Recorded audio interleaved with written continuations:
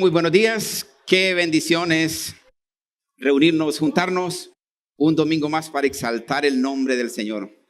Cuando el salmista dijo, es mejor un día en tus atrios que 1000 fuera de ellos, es porque el pueblo, la congregación, podía llegar hasta los atrios. Era donde permanecía la congregación. De ahí el lugar santo era donde ministraban los sacerdotes, y el lugar santísimo, pues, sabemos y entendemos que era el lugar de la morada y la presencia de Dios, donde solo una vez al año el sumo sacerdote podía subir. Así que es mejor un día en tus atrios, es mejor un día con toda la congregación, decía David, que 1000 fuera de ellos. Así que es un deleite juntarnos para exaltar el nombre del Señor. Y ojalá que podamos estar unánimes verdaderamente, entendiendo que toda alabanza y toda adoración inicia con un corazón totalmente rendido al Señor. Así que nos ponemos en pie y damos gracias al Señor. Señor, te damos las gracias.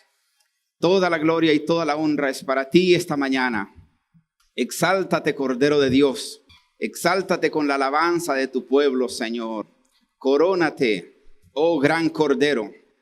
Esta mañana, Señor, delante de ti traemos nuestro corazón con una actitud de humillación, con una actitud rendida completamente, Señor, para que tú seas exaltado, para que tu nombre sea glorificado.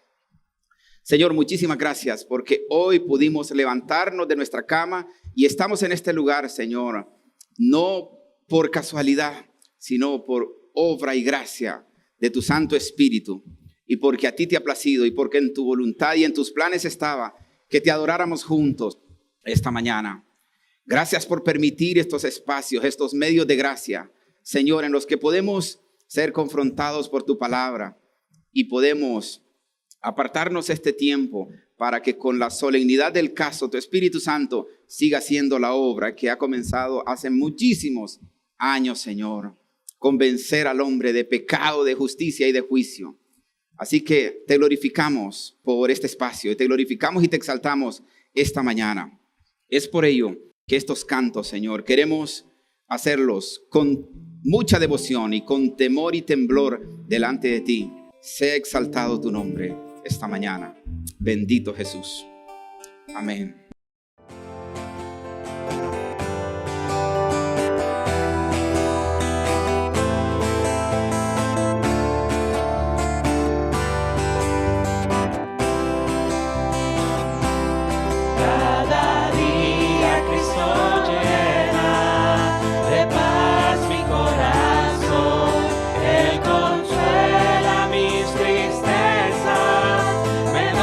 Perfecta paz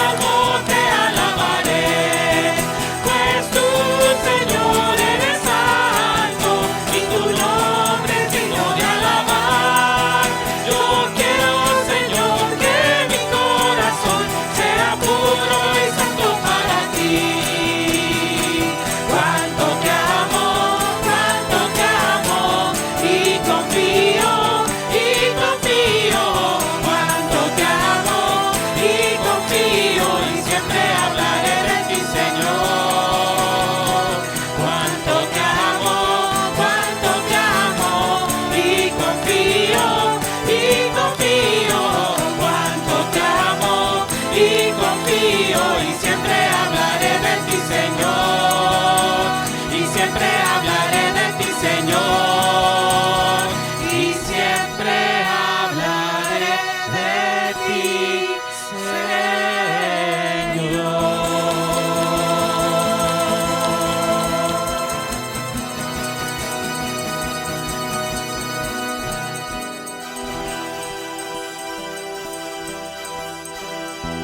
Bendito sea, Señor Jesús, y seguimos exaltando tu nombre, Señor, por tu bondad y tu fidelidad, porque reconocemos tus atributos y entendemos lo maravilloso y grande que eres, Señor.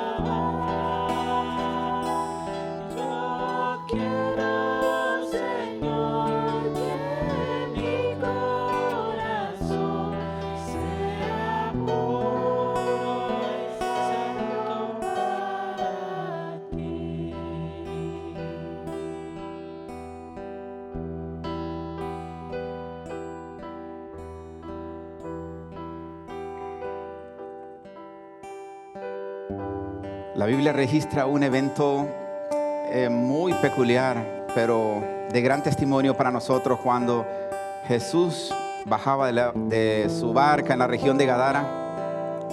Había un endemoniado, una historia que la conocemos. Y cuando Jesús hizo el milagro de liberarlo de aquella legión de demonios, su corazón ardía, el corazón de este hombre ardía por acompañar a Jesús a todos lados. Pero Jesús le dice: regrésalos de tu casa, regrésalos de tu casa y di cuán grandes cosas ha hecho Dios contigo.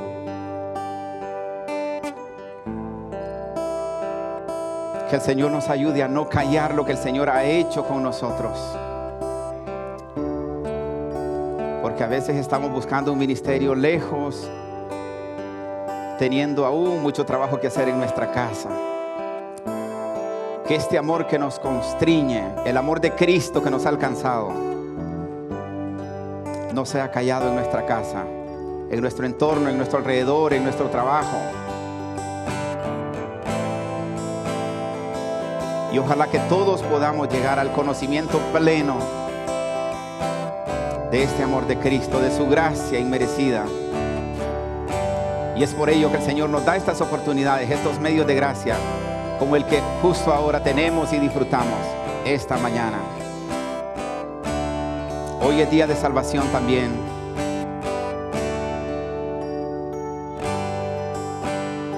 Porque la mano de Jehová no se ha cortado para salvar, ni su oído se ha agravado para no oír. Él puede hacerlo, el problema no está en él. El problema está en el corazón del hombre. Y este es un momento ameno, rico, delante del Señor, para poder escudriñarnos, examinarnos. ¿Con qué corazón estamos cantando al Señor justamente ahora? ¿Qué es la ofrenda que traemos delante del Señor?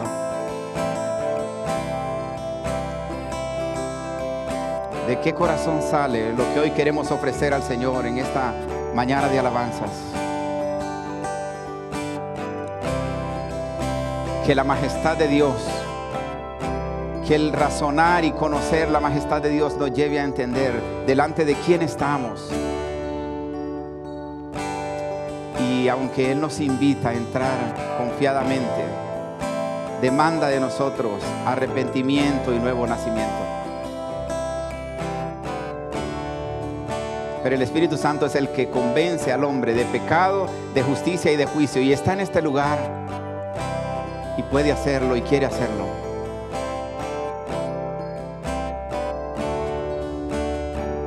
Se necesitan corazones dispuestos. La disposición en el corazón es el primer paso para que la obra maravillosa, redentora de Cristo tenga efecto en nuestros corazones. Te exaltamos esta mañana, Señor. Te exaltamos porque eres digno de adoración, porque eres bueno, porque eres bueno en gran manera. Eres grande y misericordioso, amado Jesús. Gracias por la cruz, preciosa cruz, aquella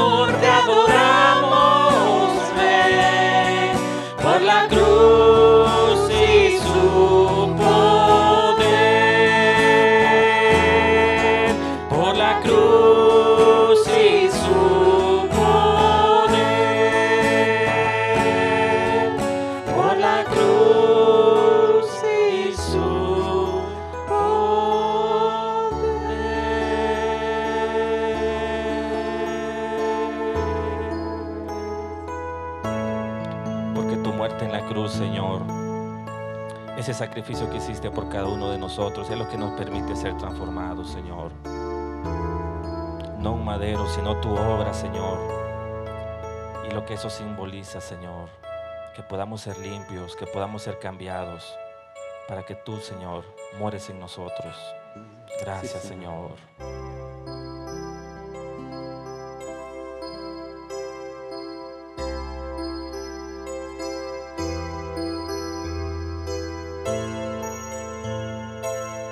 Que dispongamos nuestros corazones, Señor, para vivir como a ti te agrada, en rectitud, Señor, en integridad, a través de tu sacrificio, Jesús. Padre, ayúdame siempre a vivir solo por ti, solo por ti. Hazme como tú quieras que sea yo y que Señor todo sea para ti. Padre, ayúdanos. Padre, ayúdame siempre a vivir solo por ti, solo por ti. Hazme como tú quieras que sea yo y que Señor todo sea para ti. Que mi amor por ti sea mi razón de vivir, que te pueda dar, Señor, de mí lo mejor, de mí lo mejor. Padre, haz que tu paz brille en mi ser, mi alma sabrá que tú eres mi Dios. Quita aquello que me aparte de ti, siempre mi gozo se halle en ti. Que mi amor por ti sea mi razón de vivir, que te pueda dar, Señor, de mí lo mejor, de mí lo mejor. Padre, enséñame a valorar mis días que son cortos aquí. Quiero siempre vivir mis días por ti y a tu venir preparado estar. Que mi amor por ti sea mi razón de vivir, que te pueda dar, Señor, de mí lo mejor, de mí lo mejor. Que mi amor por ti sea mi razón de vivir, que te pueda dar, Señor, de mí lo mejor, de mí lo mejor, de mí lo mejor. Padre, enséñame a valorar mis días que son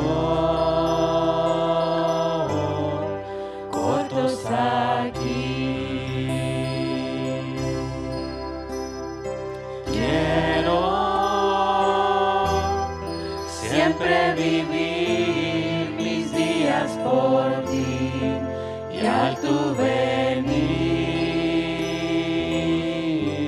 preparado está.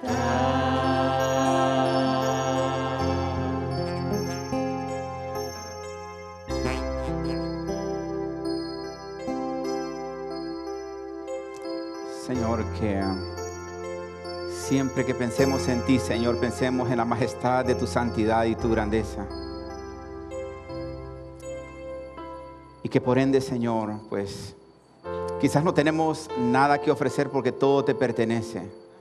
Pero el esfuerzo que tengamos que hacer de nuestra parte o cualquier acción, Dios, que tengamos que traer delante de ti, que sea lo mejor de nosotros. Señor, ¿qué podemos ofrecerte a ti si tú nos has dado todo?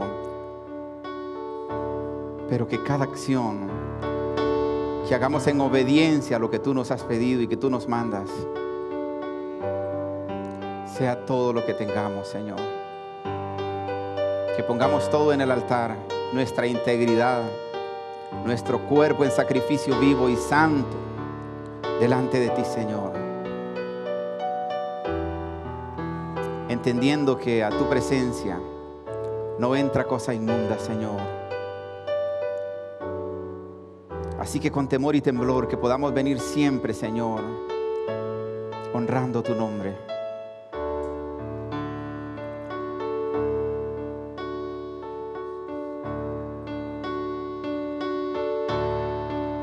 Que entendamos, Señor, que un corazón no arrepentido, no convertido, no nacido de nuevo, no puede honrarte por más intenciones que tenga de hacer cosas, acciones para ti o en bien de otras personas. Solo son trapos de inmundicia, Señor.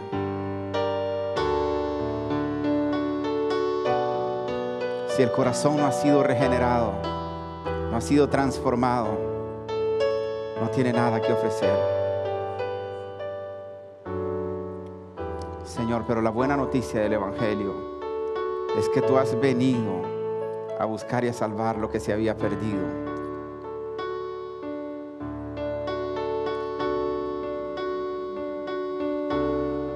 Ojalá que esta mañana sea un momento para que los corazones se alineen contigo, Señor. Que la palabra no sea solamente intelectual en nuestra cabeza, que sepamos toda la doctrina del arrepentimiento y de la salvación, pero que se quede ahí en un conocimiento vacío, sin tener efecto en el corazón. Es por ello que cantamos, Señor, que no podemos traer otra cosa que no sea lo mejor de nosotros. Y lo mejor que el pecador puede traer es su arrepentimiento, su corazón contrito, su corazón completamente humillado, para que tú hagas la obra de la regeneración.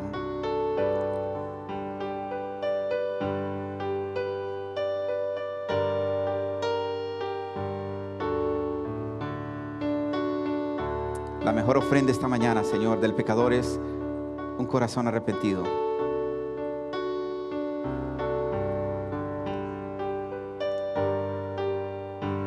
Un corazón dispuesto no a ser mejorado, sino a ser completamente cambiado, transformado.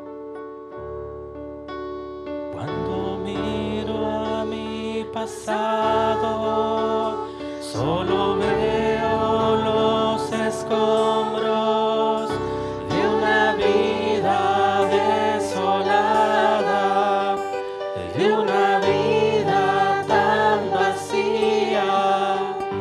Hoy en día mi alma goza de las cosas tan gloriosas que tú haces.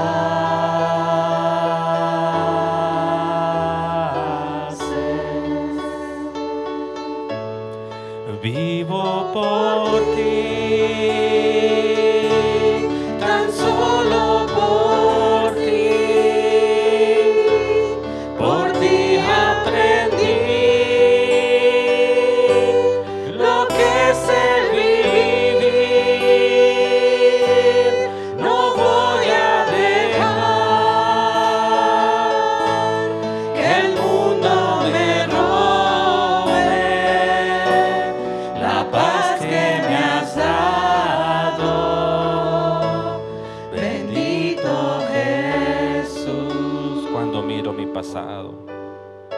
Cuando miro mi pasado, solo veo los escombros de una vida desolada, de una vida tan vacía. Hoy en día mi alma goza de las cosas tan gloriosas que tú haces.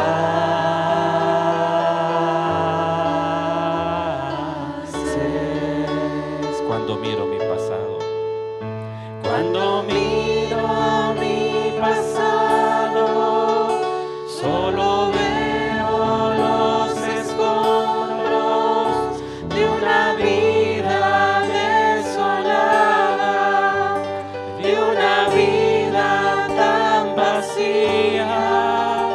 Hoy en día mi alma goza de las cosas tan gloriosas que tú haces.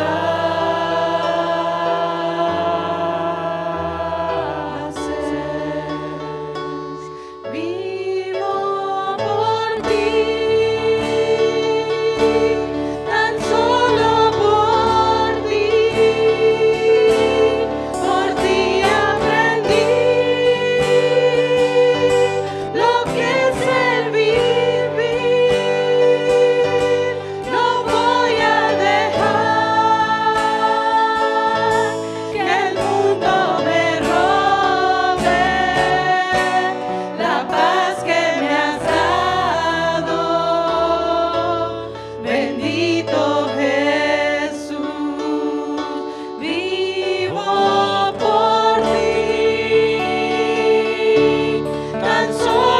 por ti aprendí lo que es el vivir.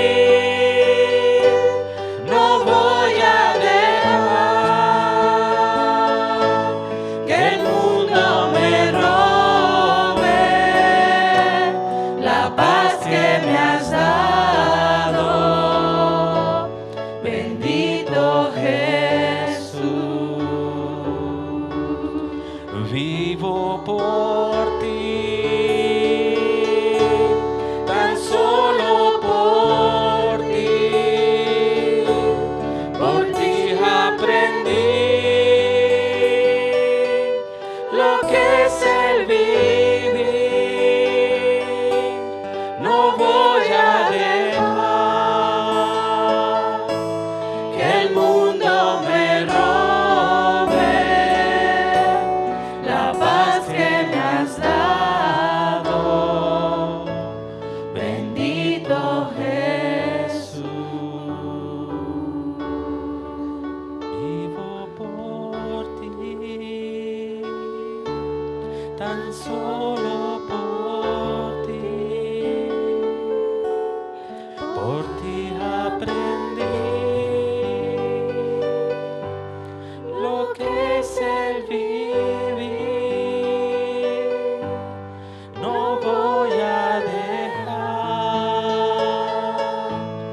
que el mundo me robe la paz que me has dado. Bendito Jesús.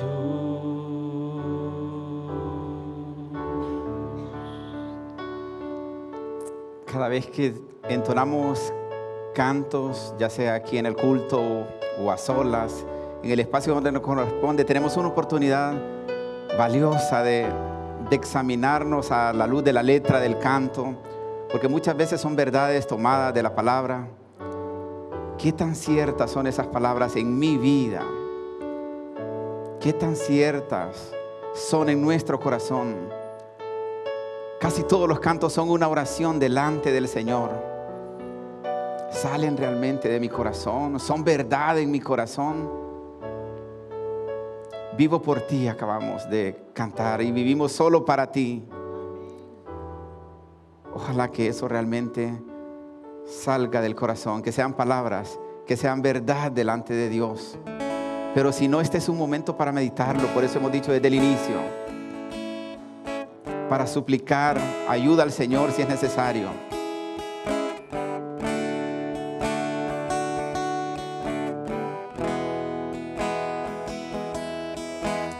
El Señor sí quiere que vivamos para Él y por Él, por siempre y para siempre. Él quiere caminar con nosotros. Él quiere guiarnos a toda justicia y a toda verdad. Meditemos constantemente en las acciones de nuestra vida. ¿Cómo están delante del Señor? Y este es un medio de gracia. Sinceramente, esta reunión que tenemos los domingos es un maravilloso medio de gracia.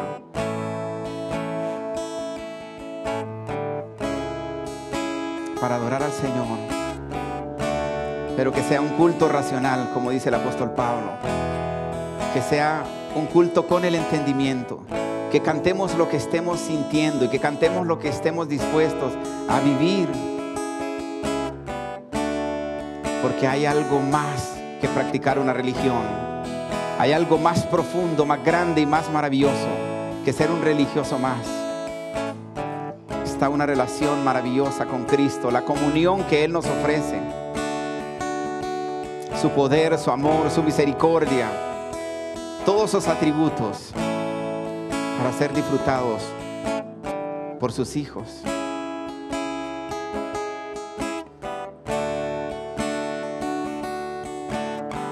Esa es su bondad. Señor Jesús, nadie ama como tú.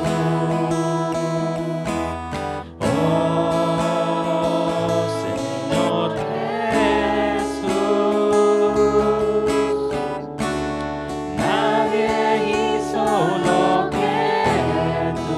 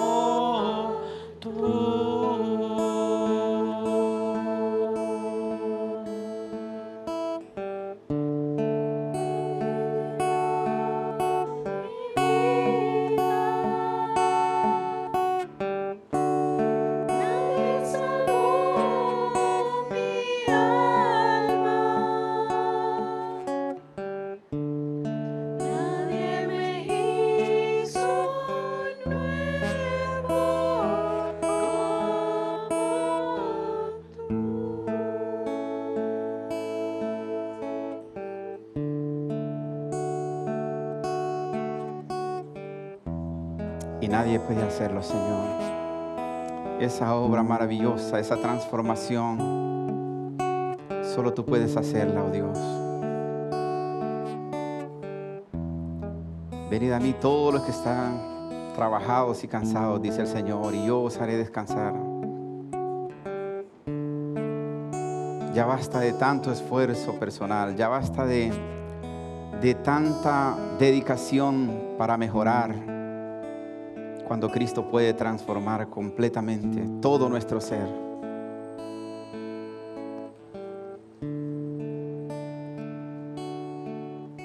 La invitación sigue vigente para la humanidad entera, pero hoy está usted en este lugar.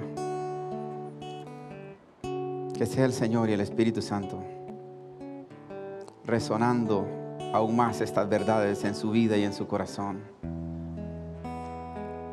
Que su misericordia y su gracia puedan alcanzarle. Bendito seas esta mañana, Señor Jesús. Te bendecimos por todo lo que nos has permitido hasta este momento hacer. Ahora, Señor, prepara el terreno y nuestro corazón para escuchar tu palabra. Bendito sea tu nombre. Amén.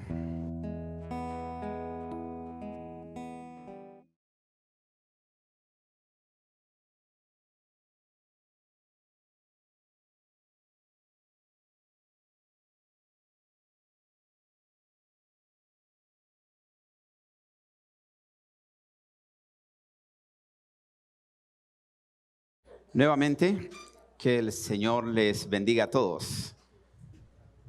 Gracias por estar nuevamente en este lugar y sean todos bienvenidos los que se han estado incorporando en estos últimos minutos después de que saludamos inicialmente. El domingo pasado reflexionábamos acerca de la justificación, de esa obra que solo la sangre de Jesús puede hacer, de que solo a través de Cristo puede ser eficaz. Y nos basábamos en Romanos capítulo 5, el versículo 1. Justificados pues por la fe, tenemos paz para con Dios. Justificados pues por la fe, tenemos paz para con Dios. Y aquí viene la exaltación de Cristo, lo que realmente queremos hacer con estas reflexiones. Por medio de nuestro Señor Jesucristo. No hay otro camino, no hay otra forma. E insistíamos el domingo pasado que tristemente la humanidad, no de ahora, sino de todos los tiempos, ha intentado traer una justicia delante del Señor, una justicia propia. Le pasó a Adán mismo, a Adán y Eva. Después de que ellos pecaron, no corrieron ante Jesús para suplicar perdón por sus pecados. Se cubrieron con hojas y vinieron al Señor, vinieron a la presencia del Señor. Así que la forma de cubrir su falta fue ponerse hojas. Y así la humanidad entera ha estado haciendo cosas para cubrir sus faltas y poder presentarse delante de la presencia del Señor. Tenemos claro que somos justificados por la fe. Y una vez que nosotros hemos sido justificados, somos invitados, o mejor dicho, somos traspuestos al reino de la luz de Cristo. Y comenzamos a caminar. Así como fuimos alcanzados por esa gracia, esta gracia sigue con nosotros hasta el tiempo de la glorificación. Y es lo que nos narra el apóstol Pablo, el capítulo 6 de Romanos, cómo vivir después de haber sido justificados. En una ocasión, en una gasolinera, al nomás poner mi carro frente a la bomba, el muchacho que estaba atendiendo me comenzó a hablar del Señor. Entonces, yo me bajé del carro y con amabilidad le digo, entonces usted conoce la palabra, usted es cristiano. Por la gracia de Cristo, soy cristiano. Le digo yo, ¿qué significa eso? Por la gracia de Cristo.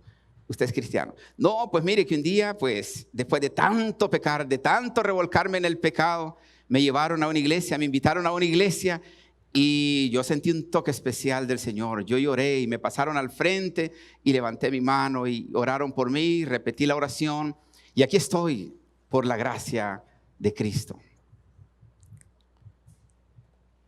Y esta frase usted la va a escuchar en hospitales, en las carreteras, si hay una junta, una reunión local de una aldea. La gracia de Cristo y por la gracia de Cristo. ¿Qué es realmente haber sido alcanzado por la gracia de Cristo? ¿Por qué el pecador aún conoce estas palabras, conoce esta terminología y sigue actuando de la misma manera? Y yo he titulado esta reflexión de hoy, la gracia no es licencia. La gracia no es licencia. A mí no deja de resonarme una encuesta que hizo Sid Gallup, que en alguna ocasión la compartí acá, que aproximadamente el 95% de los hondureños es cristiano, o el 95% de los nacidos en Honduras profesa y declara ser cristiano por la gracia de Cristo.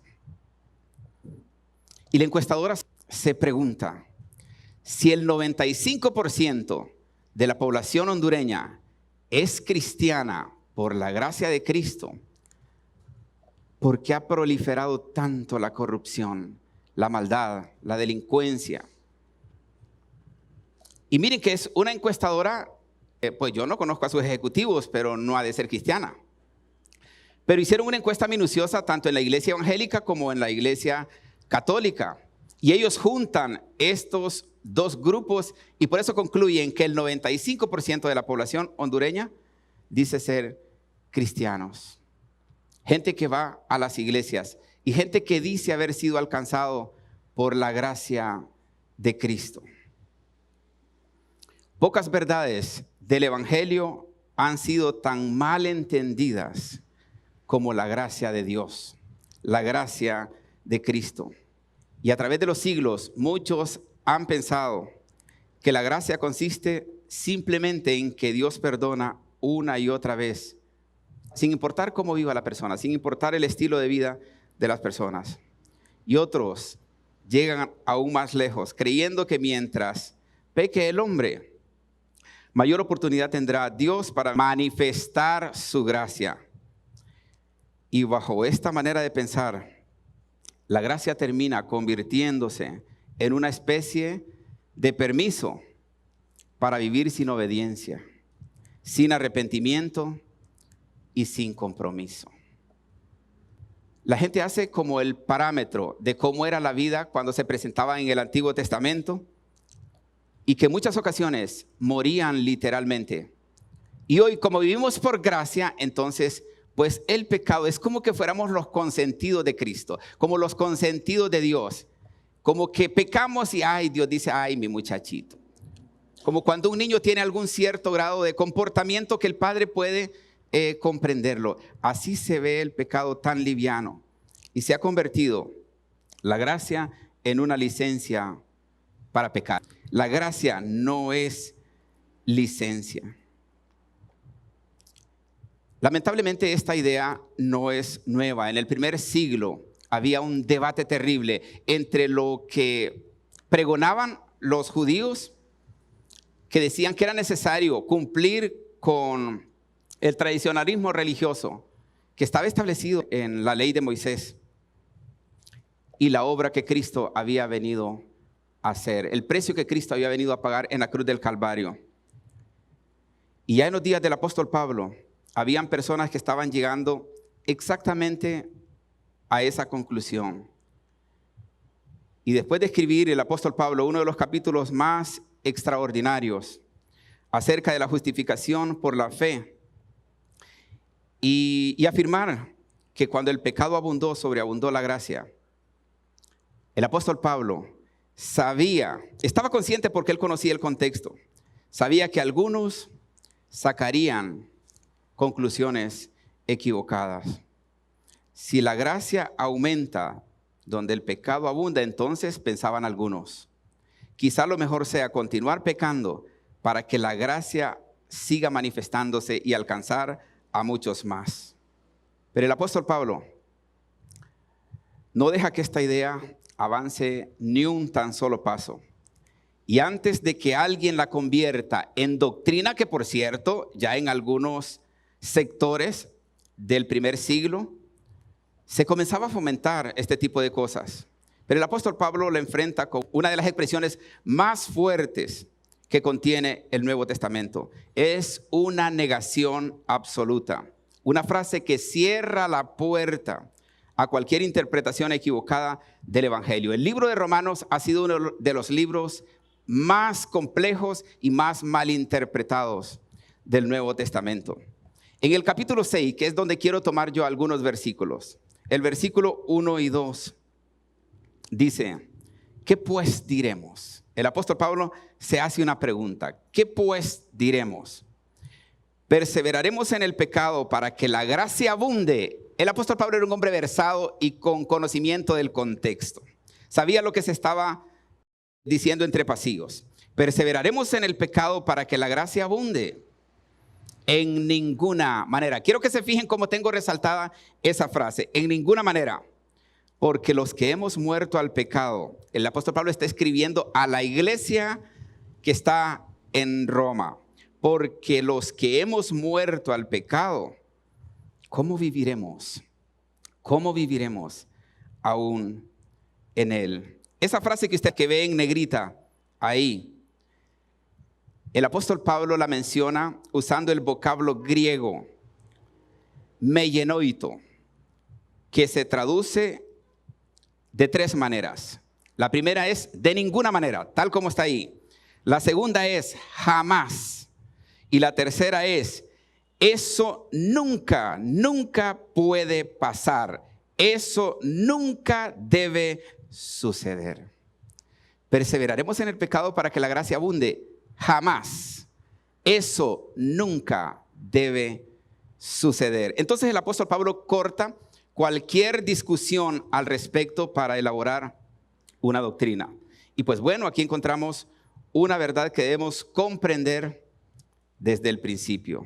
La gracia nunca fue dada para justificar una vida de pecado.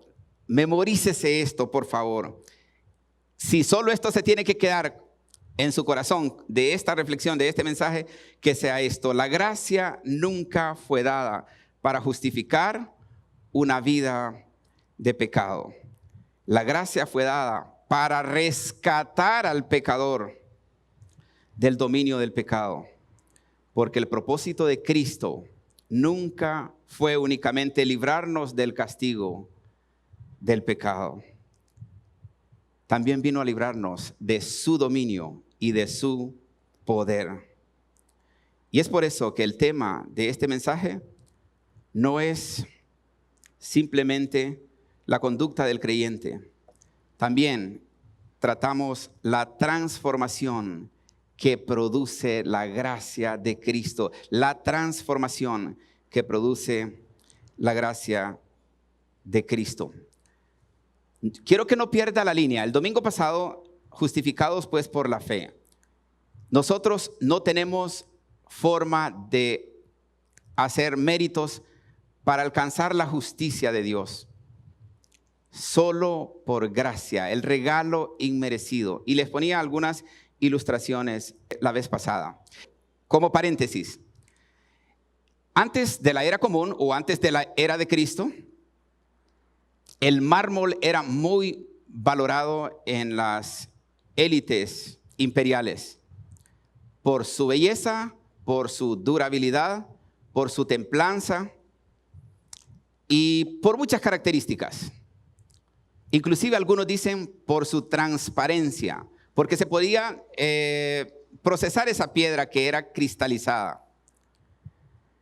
Pero en una ciudad frente a Éfeso, que era el lugar donde estaban las iglesias del Apocalipsis, había una isla llamada Mármara, donde se supone que se origina etimológicamente la palabra mármol. En este lugar concluyeron que para ellos y para las civilizaciones cercanas, el mármol era tan importante que lo llevaron a las cortes de justicia. Y cuando un juez, tanto en Grecia como en Roma, tanto el imperio griego como el imperio romano, tenían que llevar a alguien a la justicia, a alguien a un juicio, pues se desarrollaba el juicio normal, escuchaban la argumentación de las partes, y cuando el jurado tenía que dar su veredicto, pasaba a una cámara especial, donde ahí él tomaba su decisión conforme a lo que había escuchado, conforme a la deliberación que se había dado, y tomaba una piedra de mármol, negra o blanca, según su veredicto. La piedra negra significaba culpable y la piedra blanca significaba inocente. Me llamó la atención, ustedes lo pueden buscar en Google, no había un término medio. No es como ahora que dicen, bueno, ni culpable ni inocente, medida sustitutiva. En el Proyecto Victoria teníamos ese problema. A veces llegaban internos que la condena que les daba un juzgado era rehabilitarse en el Proyecto Victoria. Y el Proyecto Victoria tenía una norma que para rehabilitarse en ese lugar, el individuo debe desearlo, anhelarlo, porque el Proyecto Victoria no tiene cercos, muros, ni cosas que puedan detener a una persona a fuerza.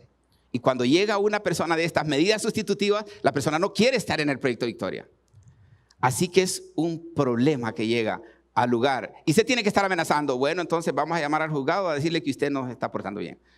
Ay, ahí sí ya se portan bien. Pero la persona no desea estar en ese lugar. Pero bueno, en Mármara no había término medio. Culpable, negra. Inocente, blanca. Y eso lo llevaba y lo depositaba en un cofrecito que estaba en el escritorio del juez, de manera secreta. Él tomaba la piedra que él considerara representaba el veredicto que él iba a dar, culpable o inocente, negra o blanca. Y una vez que la depositaba, pasaban todo el jurado y el juez contaba tantas negras. Si era más de las blancas, entonces el juez tenía dos piedras también. Una que era blanca y decía inocente. Y la otra que era negra que decía culpable. Entonces cuando el juez contaba las piedritas, venía el momento que todo el mundo esperaba en suspenso. Culpable o inocente. Quizás para ustedes ahorita esto no tiene sentido que yo les comente esto, pero espérenme que les diga el mensaje a Pérgamo, una de las iglesias que estaba frente a Mármara. La descripción que hace en el capítulo 2, Apocalipsis, o Juan, que es el que escribe la revelación del Apocalipsis, les dice a la iglesia de Pérgamo, primero les alaba que hay un mártir entre ellos y las cosas buenas que están haciendo, pero tengo algunas cosas contra ustedes. Entonces les pide recapacitar, les pide reflexionar, les pide enmendar esas cosas, les demanda una vida diferente a lo que ellos están viviendo. Y les dice que al final, Él les tendrá una piedra blanca con su nombre. ¿Entienden ahora el mensaje de Mármara? No es por lo que seamos capaces de demostrar. Es porque en el ámbito espiritual solo Cristo nos puede justificar. Y a esta iglesia de Pérgamo, Él les hace una lista, ojalá que ustedes lo puedan leer en sus casas. Les hace una lista de una serie de cosas que están permitiendo adentro. Quizás ni siquiera lo están haciendo, pero le están permitiendo adentro. Y les habla de la condenación y de lo delicado, incluso de la consecuencia del pasado. Pero les dice que si obedecen, obediencia, entonces Él sacará una piedra blanca. Esta es justicia. Esto es ser justificado por el Señor. Sacar esa piedrita blanca es ser declarado inocente. Después que hemos ido en este camino de la gracia, porque yo lo que quisiera es en todo esto exaltar a Cristo, porque no tiene nada que ver con nuestros méritos. El precio por nuestra redención, por nuestra salvación, no lo perdamos de vista, que nos quede claro, fue hace más de 2000 años. Pero bueno, una vez explicado que la salvación es enteramente por gracia y no por las obras del hombre, Pablo sabe que algunos de sus lectores, en el contexto donde él está escribiendo y estas cartas, viajaban a diferentes lugares, no se quedaban solamente en Roma. Podrían llegar a una conclusión equivocada. Es como si el apóstol pudiera escuchar las preguntas que comienzan a surgir en las mentes de quienes leen su carta. ¿No sería mejor continuar pecando para que la gracia siga manifestándose cada vez más? Pero lejos de ser una pregunta absurda, esta es una objeción real. De hecho, a lo largo de la historia, muchos han tergiversado la doctrina de la gracia. Exactamente de esta misma manera. ¿Por qué hoy tenemos tantas iglesias? ¿Por qué tenemos tantos cristianos? Hoy casi en cada esquina, en cada lugar, en los pueblos, en cofradía, hay aproximadamente, que es donde yo vivo, un pueblo pequeñísimo, hay aproximadamente unas 17 iglesias. Pero el pueblo cada vez está más corrompido, justamente porque la doctrina de la gracia, estas verdades de la Biblia se han tergiversado. La gracia termina convirtiéndose en una especie de licencia para muchos, para muchas iglesias, para vivir sin obediencia, sin santidad y sin un verdadero arrepentimiento. Ese texto que está en Proverbios, mas la senda del justo es como la luz de la aurora, que va en aumento hasta que el día es perfecto. La persona ha sido rescatada por Cristo, ha sido puesta en el reino de la luz, ha sido justificada. Este es una persona a la que podemos hacer referencia con este versículo. Una persona que se ha arrepentido, que se ha convertido, que ha nacido de nuevo, es justo.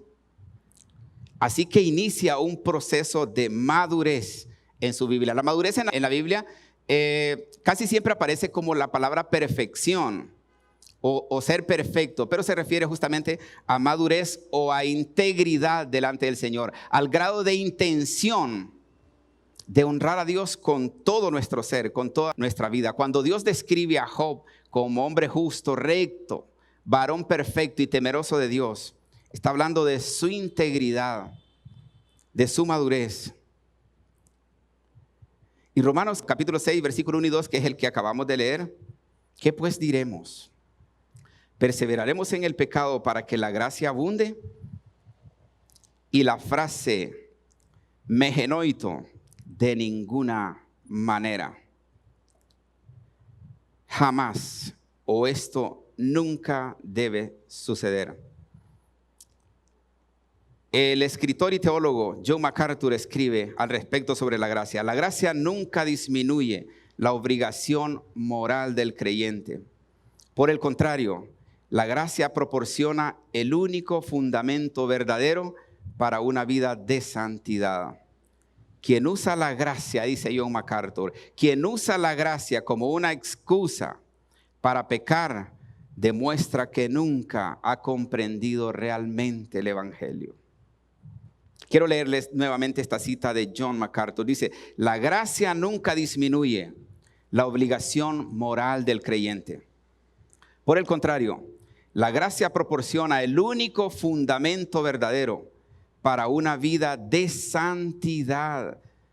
Para una vida de santidad, quien usa la gracia como una excusa para pecar, demuestra que nunca ha comprendido realmente el evangelio. En una ocasión, cuando yo estoy terminando el bachillerato, una pareja, cuando terminamos del trabajo que estábamos haciendo en la práctica, quizás no sabían manejar muy bien, y el muchacho, el esposo de la compañera que andaba con él, me dice, Juan, ¿usted me puede ayudar a darle la vuelta al carro? Ah, sí, con mucho gusto, y me ofrezco yo muy valientemente. Claro, sí, con gusto. Y agarro el carro, un un Toyota que 22R, paila larga. Y agarro y digo yo, donde estamos no la puedo dar, entonces tengo que moverme un poco donde encuentre espacio. Y a unos 30, 40 metros de donde estaba, miro un campito, pero despejado y belleza. Digo yo, aquí ni siquiera me tengo que forzar. Me meto y doy toda la vuelta y salgo para la casa. Pero el campito no tenía ni huellas, ni de que entraban animales, ni nada por el estilo. Estaba tan bonito, tan limpio y no había monte grande, que se miraba bonito. Y acelero y me meto y ¡juas! Era como un pantano, era un lugar pero lleno de agua. Y por hacer un bonito, como dicen, hice un feo. Y digo yo, antes de que se den cuenta, voy a tratar de salir de este lodo. Y acelero para adelante, nada. Acelero para atrás, nada. Se vienen acercando dos señores que se notaba que venían de trabajar del campo. Y comienzan a darme instrucciones. Gírelo todo para allá, y todo yo para allá. Dele, acelere. Ningún movimiento. Ahora para el otro lado, ningún movimiento. Pero viene un tercer señor y me dice, amigo, está perdiendo su tiempo. Entre más acelere, más se va a hundir, porque su carro no es doble tracción. Entonces, ¿qué hago? Le digo yo. Está perdido, me dice, busque ayuda. Busque que alguien le ayude porque no lo va a sacar. Y yo me bajo del carro y miro que las dos llantas están totalmente metidas. Bueno, no me quedó de otra que salir a la calle y hacerle señas a los que me pidieron que le diera vuelta y a todos los que estaban ahí. Y yo les hacía señas y nadie comprendía y se vinieron. Vale que andaba una persona ahí con un 4x4 y me dice, no hay problema, amarrémoslo, ya lo saco. Y en efecto, lo amarramos y ¡juas! El carro salió, pero yo me quedé apenado, avergonzado. Y bueno, aproveché para hacer teología. Sentado en una piedra ahí, comencé a reflexionar sobre la vida del pecador. El pecador que se resiste venir a Jesús para ser justificado, para ser limpiado por la gracia que ya fue manifestada hace más de 2000 años. Solo patina buscando reformas exteriores. Y mire, hay gente que logra convencer a propios extraños, a los de su alrededor. Y es que logra modificar la conducta externa. Pero los de adentro saben el tipo de persona que es. Pero cuando una persona deja de verse a sí mismo y ve a Cristo y ve la cruz, entonces el Señor, como es un Dios de amor, como es un Dios de justicia, de bondad y de misericordia, saca al pecador, lo saca del hoyo en el que está, lo saca del charco, lo saca del lodo. Cuando la persona deja de luchar por sí mismo y ve a Cristo y levanta sus manos en señal de humillación, y no me refiero de manera religiosa, que pase al frente a llorar y hacer todo ese tipo de cosas. Hablo en un sentido figurado, rinde su vida, postra su corazón delante del Señor y deja de verse a sí mismo. Y si se ve a sí mismo es para ver su condición de pecador, de inútil delante de Dios, y pide auxilio al que sí puede cambiar, transformar y salvar. Entonces es ahí donde la persona ahora sí ya es íntegro, porque el Señor ha cambiado su corazón. Ya no es un esfuerzo exterior para hacer reformas. Y como dice el hermano Luis, no olvido ese mensaje de mi pueblo, hasta el perro se da cuenta de el cambio, de la regeneración que ha tenido esta persona. Que antes llegaba con un carácter que si encontraba la pailita del animalito la pateaba y alegaba por todo. Ahora la recoge y la llena y le trae agua al perro. Imagínense un poco más, y el perro, y ¿qué le pasó? Me lo cambiaron. Eso es ser alcanzado por la gracia de Dios. Volviendo al muchacho de la gasolinera, al que me comenzó a evangelizar, le digo, ¿usted es cristiano? Por la gracia de Dios yo acepté a Cristo. Y le digo yo, ¿y Cristo lo aceptó a usted? ¿Cómo así usted? Si hace 2000 años Él pagó el precio por mí. Y si yo acepto a Cristo, claro que Él me aceptó. Y bueno, no les voy a contar toda la plática porque yo hasta me bajé del carro y orillé el carro. Y esa persona, después de que terminamos de hablar, me dijo, yo no había pensado en todo esto. Y es más, yo creo que nadie entonces puede llegar a ser cristiano. Casi estaba como cuando Jesús le dijo a los discípulos lo que había que hacer para casarse. Y dijo, bueno, entonces es mejor que nadie se case. Entonces esta persona, después de que yo le expongo el evangelio real y verdadero, el evangelio de la gracia, dijo, eso es imposible. Y le digo, claro que es imposible, tiene toda la razón. Humanamente es imposible, pero Cristo tiene poder para cambiar el corazón podrido del ser humano. Y bueno, anotó mi número y dijo que me iba a llamar. No me ha vuelto a llamar, pero espero que en algún momento me llame y podamos seguir platicando. La confusión y el hecho de tergiversar la gracia de Cristo. Insistimos en estas cosas que muchas veces son verdades aburridas. La gente dice, ya las sabemos, ya las conocemos. Pero mientras haya personas que acercar al trono de la gracia, estamos obligados a seguir hablando estas verdades. Martin Joy escribe, la santidad no es condición para ser salvo.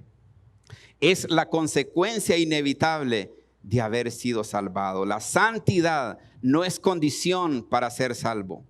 Es la consecuencia inevitable de haber sido salvado. Si una persona, sigue diciendo Martin Joy, si una persona afirma haber recibido la gracia de Dios, pero esa gracia no produce ninguna transformación en su vida, debe preguntarse el individuo seriamente si ha entendido el evangelio. Y mi deseo y mi oración de todo este tiempo ha sido justamente eso. Que no sea un mensaje más, un domingo más. De hecho, se tiene tanto conocimiento de las doctrinas básicas y elementales de la salvación que se han predicado desde acá.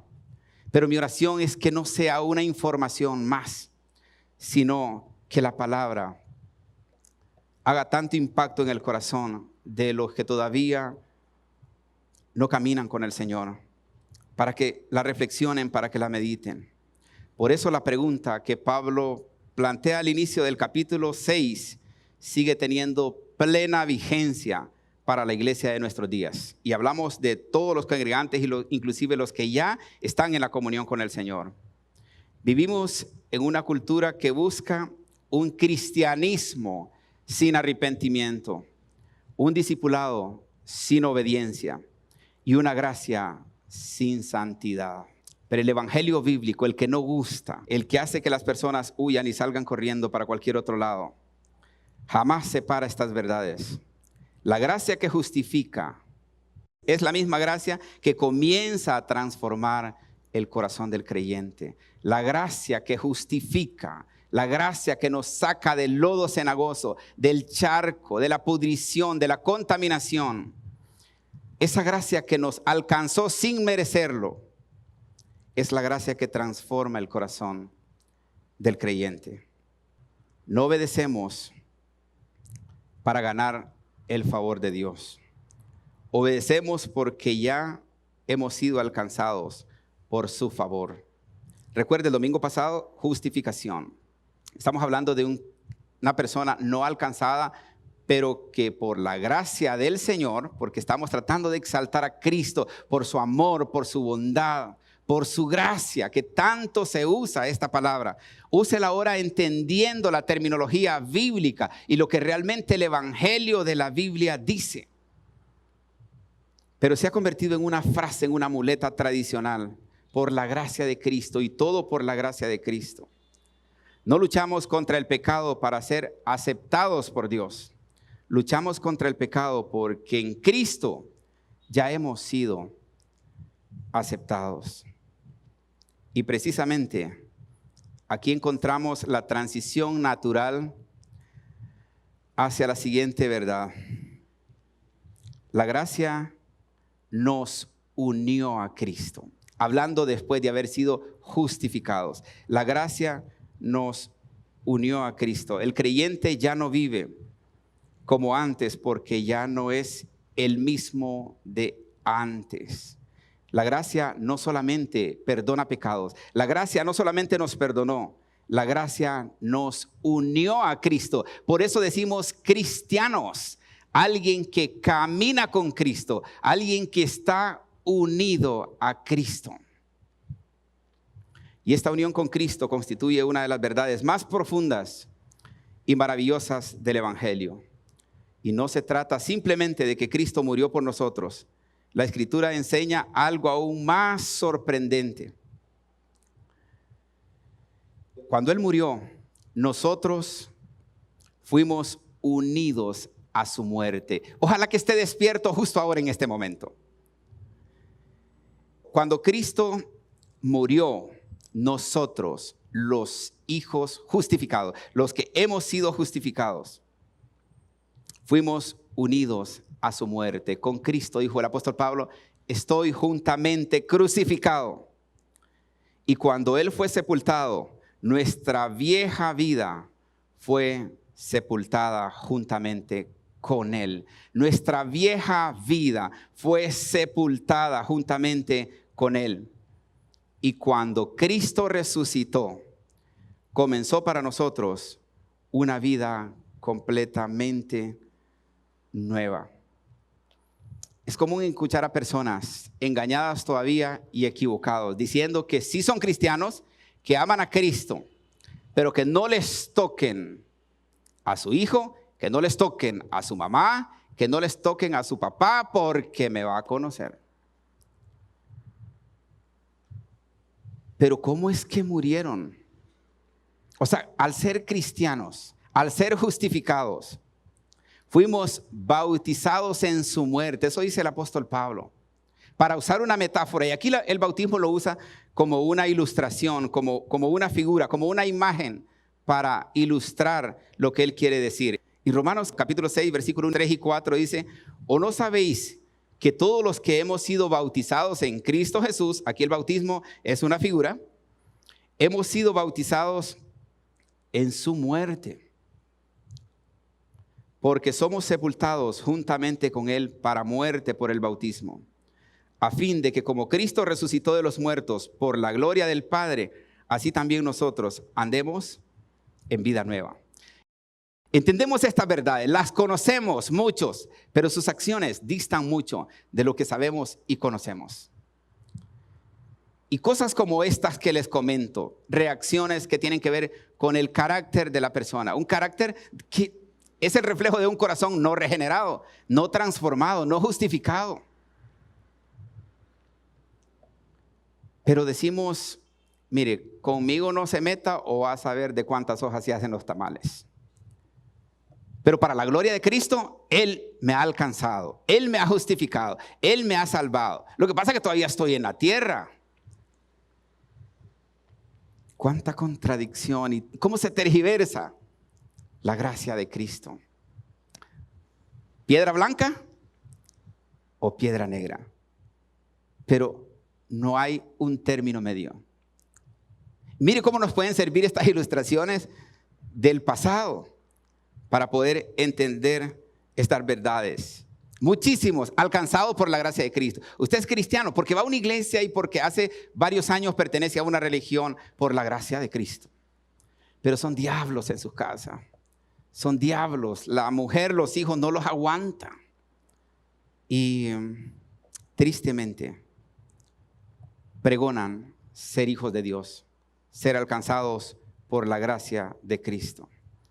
Es importante comprender que Pablo no está enseñando aquí que el bautismo produzca salvación. A lo largo de toda la carta, el apóstol Pablo lo ha dejado completamente claro. El bautismo aparece aquí como la expresión visible de una realidad espiritual mucho más profunda. Nuestra unión con Cristo. Es una figura, es una imagen que él usa para describir qué es una persona que ha sido alcanzada por la gracia de Cristo.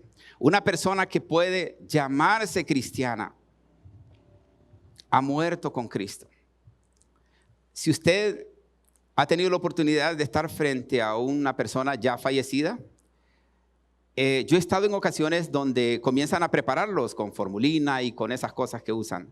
Inclusive una ocasión estuve en una persona que le dio un infarto y El médico que lo había estado atendiendo dijo que le iba a sacar sangre para cuidar sus espaldas y tener una muestra de lo que había ocurrido. Y le sacó sangre. La persona no se inmuta. Pero yo pensaba, al ir entendiendo esta doctrina de la gracia, si hemos muerto en Cristo, al muerto lo pinchaban y le hacían de todo y no había reacción. ¿Por qué algunos dicen, es que mire, así somos los de apellido Cruz? Ay, usted conociera a mi papá. ¡Ja! Usted diría que soy un santo. Ahí sí me entendería. Si usted conociera a mi mamá, que bastaba que yo dijera una palabra y allá caía la placa o la quijada, entonces me entendería de lo que yo estoy hablando. O sea, ¿creen que una breve reforma exterior ya es suficiente para que se le tire la alfombra y se le diga, bien buen siervo fiel, en lo poco fuiste fiel, sobre mucho te pondré? Ese es un atributo que tendrá el Señor allá en el cielo, pero hoy, como un medio de gracia, de esa bendita gracia, tenemos la oportunidad de poder reflexionar, de examinarnos, de meditar en lo que somos, en nuestra actitud, en nuestra condición. ¿Con qué corazón venimos a presentarnos delante del trono de la gracia, delante del que derramó su sangre en la cruz del Calvario hace mucho tiempo, delante del que lo dio todo por nosotros? Un corazón nada más con reformas exteriores, pero que adentro hay un trono y hay un rey que se llama pecado. Ah, no, pero la fachada bonita, con todas las reformas habidas y por haber. Pero en el centro de ese corazón no reina Cristo. Cuando el ángel anuncia a María el nombre de Jesús, le dijo, y se llamará su nombre Jesús, porque Él salvará al hombre o a la humanidad entera de sus pecados. El señorío de Cristo es pasar de ser esclavos del pecado a que Cristo ocupe el trono en ese corazón. Eso es haber sido alcanzado por la gracia de Cristo. Y bueno, algunos pregonan que hay un grupo seleccionado, que hay un grupo que sí, por gracia es salvo, otro pues que no alcanzó esa gracia, y otro que podría o no podría. Porque de tal manera, dice la palabra, amó Dios al mundo, para que todo aquel que en Él cree, ejerza fe en Cristo, no se pierda, mas tenga vida eterna. Cuando una persona deposita su fe en Jesucristo, Dios lo incorpora espiritualmente a su Hijo. Dios lo incorpora espiritualmente a su Hijo. Desde ese momento, todo lo que Cristo hizo a favor de su pueblo pasa a tener significado personal para cada creyente. Las promesas de la Biblia pasan para este individuo. Pero antes, usted puede repetir todas las promesas de la Biblia y no tienen validez para usted, porque las promesas son para los hijos. Excepto algunos pactos, como que nunca se dejará del sol y la sementera y la luna y la lluvia, pues esas son bendiciones generales del pacto adámico para toda la humanidad. John Stott, un teólogo y comentarista bíblico, escribe: la esencia de la conversión cristiana es la unión con Cristo. Todo lo que Él hizo por nosotros llega a ser eficaz en nosotros porque Dios nos ha unido inseparablemente a su Hijo. Lo repito, la esencia de la conversión cristiana es la unión con Cristo. Todo lo que Él hizo por nosotros llega a ser eficaz en nosotros porque Dios nos ha unido inseparablemente a su Hijo. Esta verdad cambia completamente la manera de entender la vida cristiana, de comprender la vida cristiana. Y muchas personas piensan que convertirse consiste únicamente en recibir el perdón de sus pecados. Sin embargo, el evangelio, que estamos anunciando y predicando, va mucho muchísimo más allá. Dios no solo cancela nuestra culpa, también cambia nuestra posición espiritual y nuestra identidad en Cristo. Ya no somos simplemente pecadores perdonados. Ahora somos hombres y mujeres unidos a Cristo. Y precisamente por esa razón, el apóstol Pablo puede hacer una pregunta que, humanamente hablando, parece imposible de responder de otra manera. Y Romanos capítulo 6, versículos 5 y 7. Porque si fuimos plantados juntamente con Él en la semejanza de su muerte, así también lo seremos en la de su resurrección. Sabiendo esto, que nuestro viejo hombre fue crucificado juntamente con Él, para que el cuerpo del pecado sea destruido, para que el cuerpo del pecado sea destruido, a fin de que no sirvamos más al pecado, porque el que ha muerto ha sido justificado del pecado, porque el que ha muerto ha sido justificado del pecado. Observe que el apóstol Pablo no dice que el viejo hombre debe ser crucificado. Dice que si ha sido justificado y ha muerto con Cristo y en Cristo, dice que ya fue crucificado juntamente con Él. Aquí encontramos una diferencia enorme entre la religión tradicional y el evangelio verdadero, el evangelio bíblico. La religión tradicionalmente le dice al hombre: esfuércense por cambiar, haga un esfuerzo por transformar su vida, por ser mejor persona. Pero el evangelio le anuncia: en Cristo Dios ya hizo ese cambio. En Cristo, que conste, en Cristo Dios ya hizo ese cambio. El mismo Martin Joyce dice: el cristiano no es un hombre que ha dejado de luchar contra el pecado. Es un hombre que ha cambiado de reino. Antes servía al pecado como esclavo. Ahora pertenece a Cristo y lucha desde una posición completamente distinta. Ya no luchamos para alcanzar una victoria. La victoria ya está en Cristo. Luchamos desde la victoria. Porque aunque el ser humano, aunque el hombre haya sido regenerado, transformado, cambiado, estamos en un mundo lleno de pecado. Todo nuestro entorno y todo nuestro alrededor está lleno de pecado. Así que la lucha va a seguir siendo constante en contra del pecado. Tenemos una guerra abierta. Solo que antes estábamos del lado del pecado, del imperio y del reino del pecado. Y ahora es nuestro enemigo común y combate contra nosotros. Así que va a arreciar contra nosotros con todos los ofrecimientos que el mundo tiene para un alma que ha sido alcanzada. Y vamos a seguir enfrentando tremendas situaciones, tremendas adversidades. No se trata simplemente de corregir algunos hábitos. No se trata únicamente de abandonar ciertos pecados. Se trata de haber sido unidos a Cristo. De tal manera que la vida del creyente ya no puede explicarse ni verse sin Él. Por eso cuando Pablo habla de la santidad, nunca comienza diciendo: compórtense como cristianos. Primero dice: recuerde quién es usted en Cristo. No recuerda nuestra identidad en Cristo. La conducta siempre será consecuencia de la identidad. Vivimos diferente porque ahora pertenecemos a Dios. Obedecemos porque ahora tenemos a un Señor.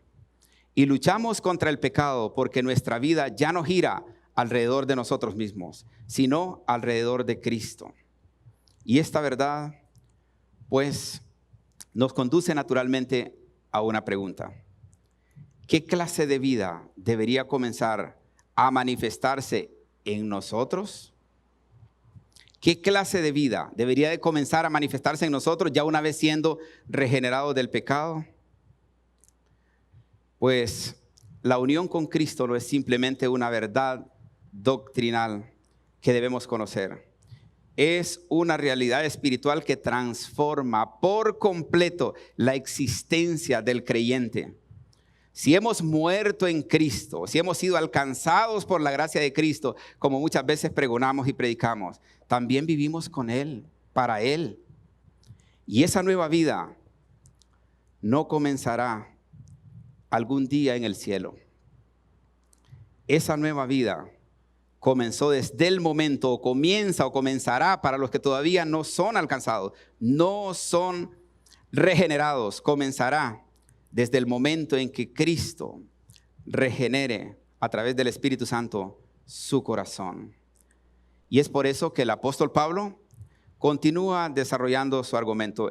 Y Romanos capítulo 6, los versículos 8, versículo 10, dice: y si morimos con Cristo, creemos que también viviremos con Él. Y si morimos con Cristo, creemos que también viviremos con Él, sabiendo que Cristo, habiendo resucitado de los muertos, ya no muere. La muerte no se enseñorea más de Él, porque en cuanto murió, al pecado murió una vez por todas, mas en cuanto vive, para Dios vive. Observe cómo el apóstol Pablo dirige nuestra atención continuamente hacia Cristo, cristianos. La vida cristiana nunca puede entenderse separada de Él o fuera de Él. Nuestra esperanza no descansa en nuestras capacidades o lo que tengamos que ofrecer. Capacidades para vencer el pecado, sino en la victoria que Cristo ya obtuvo mediante su muerte y su resurrección. Por eso Pablo ponía la figura del bautismo. Esta es una verdad que cambia por completo la perspectiva del creyente. De nuevo, John MacArthur dice: el creyente no pelea para conseguir una nueva posición delante de Dios. Pelea porque ya ha recibido una nueva posición en Cristo. Una nueva posición en Cristo. La santificación práctica descansa sobre la realidad espiritual ya consumada. Romanos del capítulo 6 y el versículo 11 dice: así también vosotros consideraos muertos al pecado, pero vivos para Dios en Cristo Jesús, Señor nuestro. Esta palabra, consideraos, significa literalmente tener por cierto, dar por hecho, considerarlo como una realidad o cuente con ello. Pablo no está invitando al creyente a imaginar algo que no existe. Está llamando a vivir conforme a una realidad que Dios ya produjo. En otras palabras, el creyente debe aprender a verse como Dios lo ve. Antes era esclavo del pecado, ahora pertenece a Cristo. Si ha sido justificado, si se ha arrepentido, si ha nacido de nuevo, si ha sido regenerado. Antes vivía bajo el dominio de la carne, ahora vive bajo el señorío del Salvador y bajo la guía del Espíritu Santo. Antes su vida giraba alrededor de sí mismo, ahora todo gira en torno a Dios. Segunda de Corintios capítulo 5 versículo 17 dice: de modo que si alguno está en Cristo, de modo que si alguno está en Cristo, nueva criatura es. Las cosas viejas pasaron, he aquí, todas son hechas nuevas. Este es el evangelio de la gracia. De modo que si alguno está en Cristo, nueva criatura es. Corazón nuevo, regenerado, totalmente transformado. Las cosas viejas pasaron, he aquí todas son hechas nuevas. Esto no significa que el cristiano sea infalible y que no esté expuesto a tropezar o a deslizar. Todavía existe una batalla diaria contra el pecado. Todavía hay crecimiento, madurez y santificación por alcanzar. Pero sí significa que la dirección de su vida ha cambiado para siempre. Ya no vive para complacerse a sí mismo, ahora vive para agradar a aquel que murió y resucitó por él. Leo los últimos versículos del capítulo 6 de Romanos, 12 al 14. El apóstol Pablo se despide con esto: no reine pues el pecado en vuestro cuerpo mortal, de modo que no obedezcáis en sus concupiscencias, ni tampoco presentéis vuestros miembros al pecado como instrumentos de iniquidad, sino presentaos vosotros mismos a Dios como vivos de entre los muertos, y vuestros miembros a Dios como instrumentos de justicia, porque el pecado no se enseñoreará de vosotros, pues no estáis bajo la ley, sino bajo la gracia. Un escritor escribió en algún momento: la ley me dice lo torcido que estoy, pero luego viene la gracia y me endereza.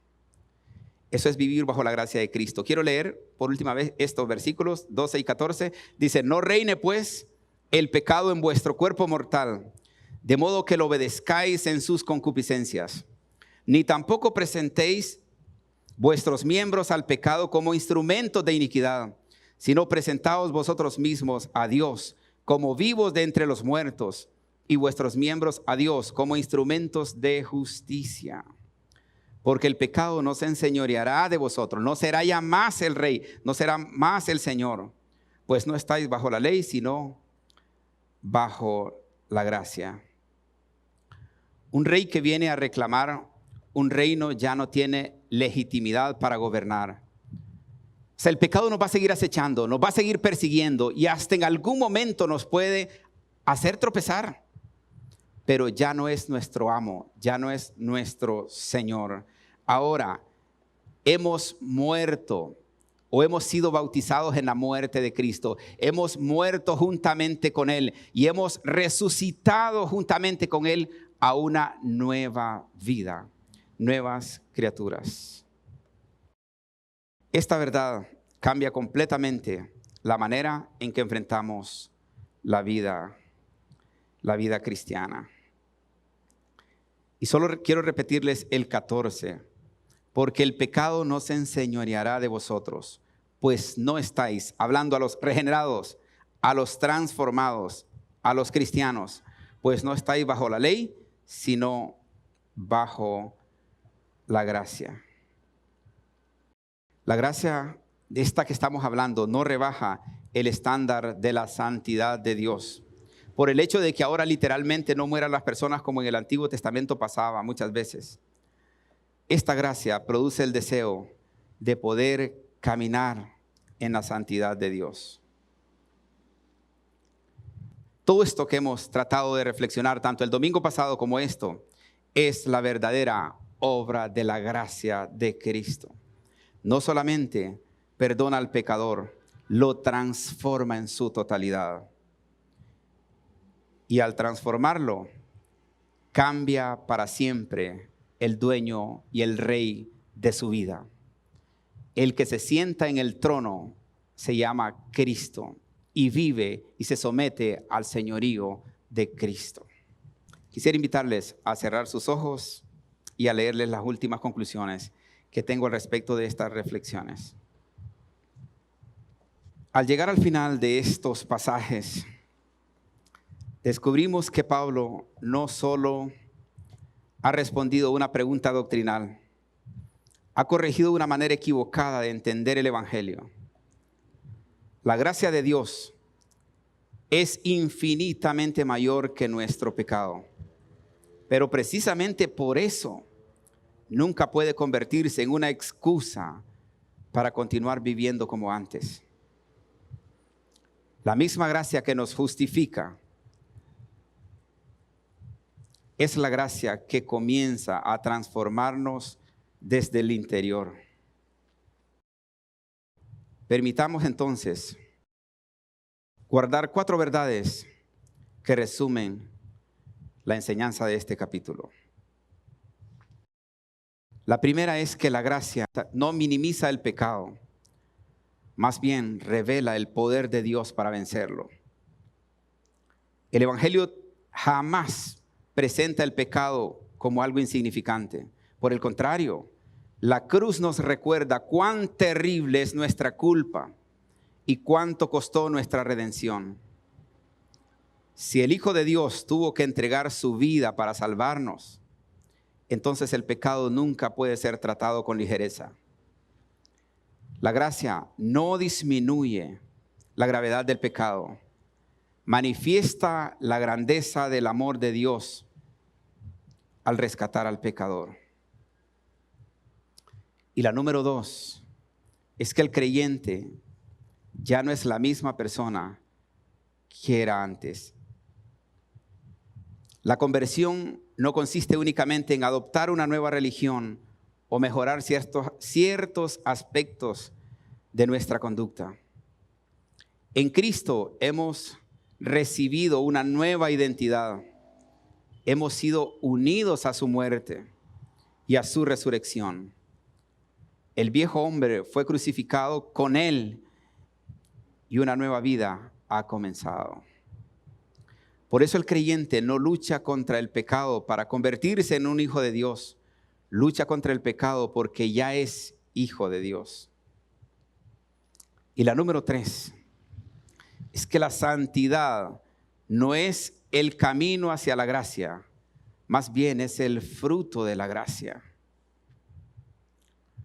Una de las mayores equivocaciones consiste en pensar que debemos obedecer para ganar el favor de Dios. Pablo enseña exactamente lo contrario. Primero, Dios nos salva por gracia y luego esa gracia comienza a producir una vida de obediencia.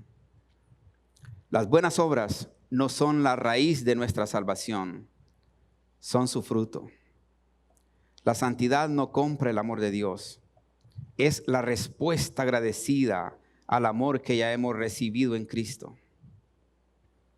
Y la número 4, Cristo no solo nos salvó del castigo del pecado, también nos libertó de su dominio y del reinado del pecado. Esta es quizás la verdad más esperanzadora de todo este capítulo. El creyente todavía enfrenta tentaciones, todavía experimenta luchas, todavía necesita crecer en santidad, pero ya no vive bajo la esclavitud del pecado. El antiguo amo ha sido destronado y ahora Jesucristo reina sobre la vida de aquellos que le pertenecen. Tal y como lo decía el apóstol Pablo en el último versículo que leíamos, porque el pecado no se enseñoreará de vosotros, pues no estamos ya más bajo la ley, sino bajo la gracia. Y esto no es simplemente una exhortación, es una promesa. El pecado ya no tiene la última palabra sobre la vida del que ha creído y del que voluntariamente se arrepiente y se convierte y que ha nacido de nuevo. El pecado ya no tiene la última palabra sobre la vida de este creyente. La gracia sí.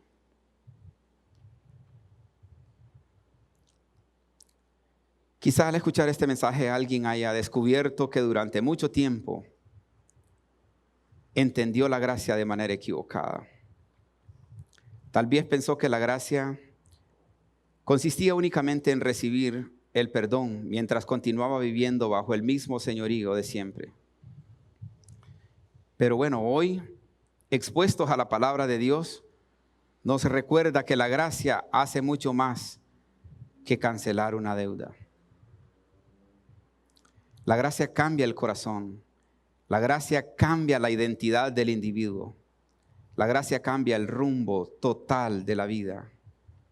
Y sobre todo, la gracia cambia de Señor nuestra existencia. Si usted ya pertenece a Cristo, viva cada día recordando quién es ahora. No luche para ganar el favor de Dios. Viva porque ya ha sido alcanzado por su favor. Presente cada día su vida al Señor, no como un esclavo obligado, sino como un hijo agradecido que desea honrar a aquel que le rescató por medio de la cruz. Y si todavía no ha entregado su vida al Señor Jesucristo, recuerde que la gracia sigue disponible. El mismo Salvador que justifica al pecador también transforma su corazón y le concede una vida completamente nueva. Hoy es el día, así como dijo en la casa de de aquel cobrador de impuestos en la casa de Zaqueo, hoy es día de salvación. Así como dijo hace más de 2000 años estas palabras, hoy usted, mejor dicho, puede venir a Él, al Salvador, con arrepentimiento y fe, confiando únicamente en la obra perfecta de Cristo. Porque al final de todo, el mensaje de Romanos 6, en el que acabamos de reflexionar, puede resumirse en una sola verdad. La gracia que nos perdonó es la misma gracia que nos transformó. Y donde la gracia de Dios reina, el pecado deja de ser el dueño de nuestra vida. Y Jesucristo ocupa para siempre el lugar que le corresponde. Señor, te damos gracias esta mañana. Gracias porque cada vez que tenemos este honor y este privilegio de exponernos a tu palabra para traer reflexión a la congregación, Señor, somos tan edificados y somos tan bendecidos. Y de la misma manera, Señor, añoramos cada vez que estamos siendo impactados y traspasados por tu palabra. De la misma manera oramos, suplicamos y deseamos que nuestros congregantes sean bendecidos, sean impactados y sean traspasados por tu palabra. Porque por el oír viene la fe. Por el oír tu palabra viene la fe. Señor, y esta justificación de la cual hemos reflexionado estos 2 domingos, solo puede ser a través de la fe por medio del Señor Jesucristo, quien sí quiere salvar, quien sí quiere llevarnos a sus moradas eternas, pero mientras llegamos, desea bendecirnos con su presencia, desea bendecirnos con su amor, con su bondad y con su fidelidad. Padre Santo, permite que cada corazón esta mañana sea traspasado por tu palabra y sea convencido por el Espíritu Santo. Nosotros hacemos la parte que nos corresponde, el Espíritu hace su trabajo y cada oyente sabe lo que debe hacer. En el nombre de Jesús te damos gracias, Señor. Amén. Y amén.